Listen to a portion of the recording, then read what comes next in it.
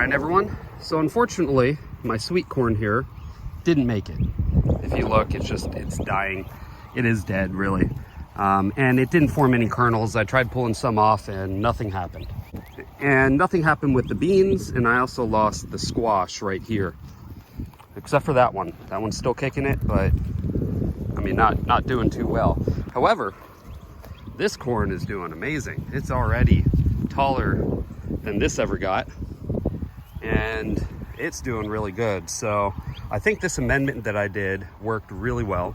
We had some really good rain the last couple days. It rained quite heavy, saturated the soil a lot, and I saw immediate growth. So I have a feeling I need to start watering it a little bit more than 90 to 100 degrees every day, so the soil dries out. But it's been 2 days since that rain and I haven't watered it, and it's still doing fine. In fact, these didn't curl up today, even though it was 95 degrees, and it's been curling up every day. So I think that's the ticket. So I'm gonna come out probably tomorrow.